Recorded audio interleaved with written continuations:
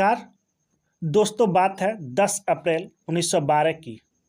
RMS Titanic दुनिया का सबसे बड़ा और सबसे लग्जरियस जहाज जो अपने ज़माने की अपनी पहले सफ़र पर निकला है।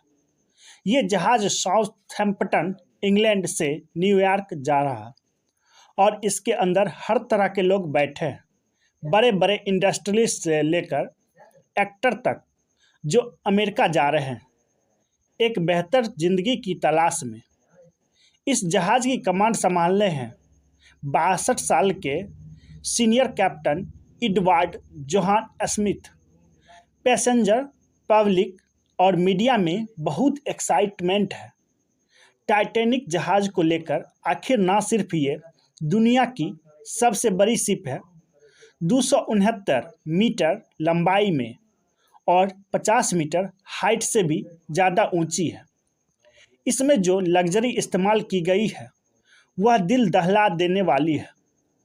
उस ज़माने में शिप को बनाने में कॉस्ट पड़ी थी $7.5 मिलियन, जो कि इन्फ्लेशन अकाउंट में लेकर चलोगे तो आज के हिसाब से $400 मिलियन के बराबर होता है।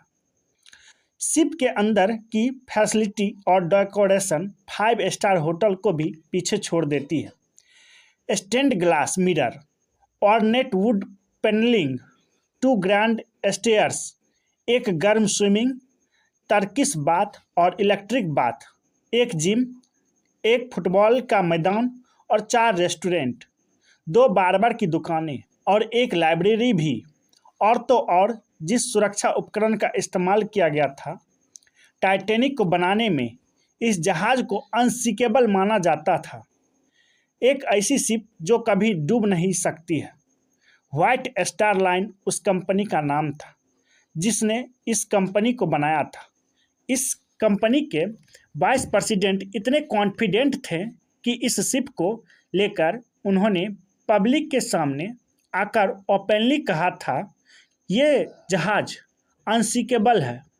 लेकिन अपने पहले सफ़र पर रवाना होने के 2 ही दिन बाद 12 अप्रैल 1912 को टाइटैनिक को अपनी आइस वार्निंग मिलने लग जाती है।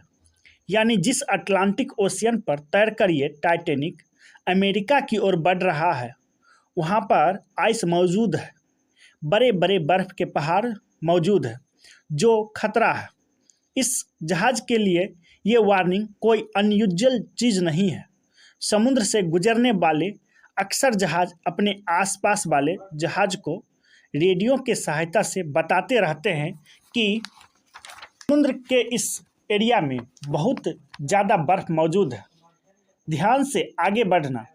इन वार्निंग को रिसीव करने के बाद टाइटैनिक अपने कोर्स को 2 बार बदलती है, डेंजर को अवॉइड करने के लिए, लेकिन अपनी स्पीड को कम नहीं करती है। 21.5 नॉट जो कि 40 किलोमीटर प्रति घंटा के बराबर होती है। इतनी ही तेज़ी से ये जहाज़ आगे बढ़ता रहता है। ये अपने लक्ष्य की ओर 2 दिन बाद 14 अप्रैल 1912 को 7 और आइस वार्निंग दी जाती है। लेकिन कैप्टन स्मिथ और उनके क्रू वार्निंग को इग्नोर कर देते हैं और अपनी रफ्तार कम नहीं करते। धीरे धीरे सूरज ढल जाता है, रात हो जाती है, तापमान गिरने लगता है। इस 14 अप्रैल की रात के बारे में खास बात यह है कि चांद बाहर नहीं आया था, कोई मून लाइट नहीं थी, तो विजिबिलिटी बहुत कम थी। बहुत तेज़ रफ्तार से ठंड हवा बह रही थी और